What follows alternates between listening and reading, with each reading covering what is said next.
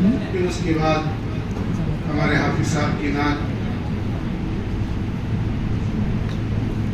اللہ کا شکر ہوا، کرم ہوا کہ اللہ باری تعالیٰ نے ہمیں پوری قرآن مجید تراویح میں سننے کی اور تراویح پڑھنے کی توفیق عطا فرمائی. جیسا کہ ہر تراویح کے بعد مختصر سی تفسیر ہوتی تھی، سو میں اسی تفسیر کے تعلق سے کچھ عرض کرنا چاہوں،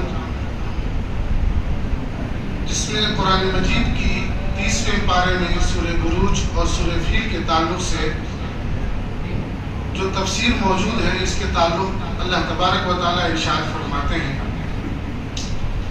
آج سے کئی سال پہلے، چونکہ جیسا کہ حافظ صاحب نے بتایا کہ ہمیں فاروق بھائی کا شکر گزار بننا چاہیے، تو میں بھی یہی کہوں گا کہ ہمیں پہلے تو اللہ تعالیٰ کا شکر ادا کرنے کے ساتھ ساتھ ان کا شکر یقیناً ادا کرنا چاہیے، کیونکہ تقریباً 11-12 سال سے وہ مجھے بھی جو ہے تفسیر کرنے کی اجازت دیے ہوئے ہیں. کچھ لوگ ہی بیٹھتے ہیں، مگر بیٹھتے ہیں جو قرآن پڑھا جاتا ہے اس کو سنتے ہیں کہ کیا پڑھا گیا، کیونکہ قرآن اس زبان میں نازل ہوا جو عربی ہے، تو عرب والے لوگ ہی اس کا معنی سمجھ سکتے تھے. تو آج ہمارے لیے تو ضرورت ہے کہ ہم یہ سمجھیں کہ قرآن مجید جو پڑھا گیا ہے یہ آج کیا پڑھا گیا، آج کیا واقعہ تھا، آج اللہ کا حکم کیا تھا اور اللہ کیا فرماتا ہے قرآن مجید میں. تو بہرحال یہ سلسلہ چلتا رہا. حضرت ہمارے جناب فاروق صاحب کی حکم سے، آپ کی اجازت سے قریباً 11-12 سال ہو گئے مجھے اس کو کرتے ہوئے. اللہ کا شکر ہے. بہرحال جو لوگ رہے ان کا بھی شکر گزار ہوں، جو لوگ نہ رہے ان کے لیے بھی شکر گزار. تو بہرحال میں نے آج سے قریب 4 سال پہلے ایک واقعے کا ذکر کیا تھا. جو لوگ تفسیر میں موجود تھے ان کو شاید یاد ہوگا کہ سورہ بروج میں اللہ تبارک و تعالیٰ ایک ایسے لڑکے کا بیان کرتا ہے جو نہ تو عالم تھا نہ تو حافظ تھا، نہ تو عالم تھا نہ تو حافظ تھا، مگر اللہ تعالیٰ نے جب تک قرآن مجید موجود ہے اس کا واقعہ سورہ بروج میں ارشاد فرما دیا. واقعہ دراصل کیا تھا، مختصر، کہ ایک لڑکا تھا ایک بستی میں، اور اس بستی اس شہر کا مالک جو حاکم و بادشاہ تھا وہ مشرک تھا. بعض لوگوں نے کہا کہ عیسائی بھی تھا، بعض علماء کے نزدیک عیسائی بھی تھا. تو بہرحال اگر ہم تھوڑی دیر کے لیے عیسائی مان لیں تو اس شہر کا، اس زمانے کا اور اس دور کا دستور کیا تھا کہ ہر بادشاہ کے پاس ایک کاہن، ایک جادوگر ہوا کرتا تھا جو اس کو نجوم کی باتیں، یعنی آج کی مثال اگر دی جائے تو جو لوگ غیب کی باتیں بتانے کی کوششیں کرتی ہیں، اس زمانے میں بہت زور تھا. بعض لوگوں کے نزدیک کچھ قریب ٹھیک بھی ہوتے تھے ان کی باتیں. تو بہرحال وہ بادشاہ کے پاس ایک نجوم بھی تھا. وہ کئی سو برسوں سے، کئی سالوں سے جو ہے اس بادشاہ کی خدمت کرتا رہا. ایک دن اس نے احساس کیا، بادشاہ سے کہا کہ دیکھو میری عمر ڈھلتی جا رہی ہے، میں بوڑھا ہو رہا ہوں، میں چاہتا ہوں کہ جو فن نجومی، جیسا کہ میں نے سورہ جن کی تفسیر میں بتایا تھا کہ آسمانوں پہ بات چیت ہوتی ہے جناتوں، فرشتوں کے بیچ میں، تو جو شیاطین ہوتے ہیں یہ آسمان پر پہنچ کر کے ان باتوں کو فرشتوں سے سن لیتے ہیں اور زمین پر لا کر ان کاہنوں کو دے دیتے تھے. کچھ باتیں لا کر دیتے تھے. اس میں یہ کاہن جو لوگ ہوتے تھے، نجوم کی باتیں بتانے والے، اپنے سے مرچی مسالہ لگا کر کے اسے پہلا دیتے تھے. یہ معاملہ ایک زمانے میں، ایک دور میں چلتا تھا، سورہ جن کے تفسیر میں موجود ہے. تو بہرحال وہ کاہن نے کہا کہ دیکھو میں جو ہے اب مرنے کے قریب میرا وقت ہو رہا ہے، میں چاہتا ہوں جو فن نجومی میرے ہاتھ میں، میرے پاس ہے، میں کسی کو سکھا دوں، آپ مجھے ایک لڑکا دے دو. لہذا بادشاہ نے پورے شہر میں اعلان کروایا اور ایک لڑکے کو چنا اور چن کر کے اس نجومی کے ہاتھ میں دے دیا. کہا کہ تمہارا پورا علم اس کو سکھا دو، تمہارے بعد یہ میرے محل میں رہے گا اور نجومیت کرے گا میرے پاس. تو بہرحال وہ سیکھتا رہا، جاتا رہا نجومی کے پاس. ایک دن کا واقعہ کیا تھا کہ وہ ایک راستے سے آتا تھا، دوسرے راستے سے جاتا تھا.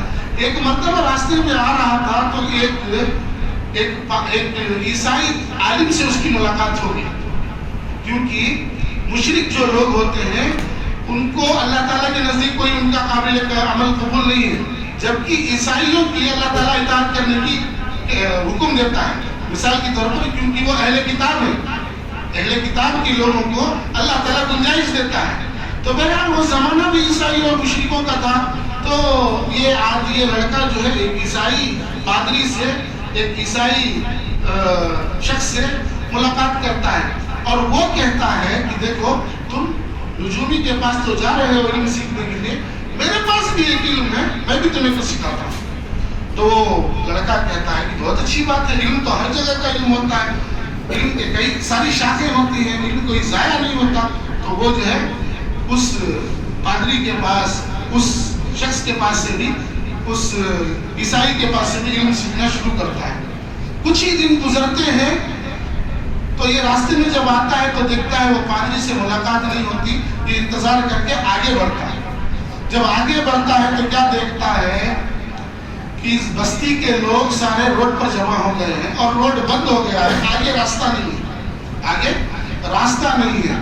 تو یہ بستی کے لوگوں سے پوچھتا ہے کہ کیا معاملہ ہے کہ آپ لوگ اپنے گھر بار چھوڑ کر راستے میں کھڑے ہو اور مجھے اس راستے سے گزرنا بھی ہے، کیا معاملہ ہے؟ تو بستی والے لوگ کہتے ہیں ایک روایت کے مطابق کہ جنگل سے ایک شیر بھاگ کر کے بستی میں آ گیا ہے، وہ آدم خور ہے، انسانوں کو کھانے والا شیر ہے، وہ سب کی زندگیوں کو تباہ کر رہا ہے. ایک روایت میں ہے کہ بڑا اژدھا اللہ تعالیٰ نے اس بستی میں بھیجا جو انسانوں کو نگلنا شروع کر دیا. تو اب یہ لڑکا کہتا ہے کہ اچھا اس کے ڈر سے آپ لوگ اپنے گھروں کو چھوڑ کر راستے پہ کھڑے ہو، تھوڑا میرے کو راستہ دے دو، راہ دے دو، میں اس کا کام ابھی تمام کرتا ہوں. وہ اس جانور کو، چاہے شیر ہو، روایت کے مطابق ایک جگہ شیر ہے ایک جگہ اژدھا ہے، جو بھی ہو، اس کے آگے کھڑا ہوتا ہے اور ایک پتھر اٹھاتا ہے اور یہ کہتا ہے کہ دیکھو میں دو علم سیکھ رہا ہوں، ایک نجومی کا، ایک عیسائی کا. اب میں یہ کہتا ہوں کہ اگر نجومی کا عمل سچا ہے، اس کا علم سچا ہے، اس پتھر سے وہ مر جائے گا، یا پھر نہیں عیسائی کا ہے تو یہ دوسرے پتھر سے میں ماروں گا، وہ مر جائے گا. تو وہ کیا کرتا ہے، پہلے پتھر عیسائی کا پتھر مارتا ہے اور مر جاتا ہے.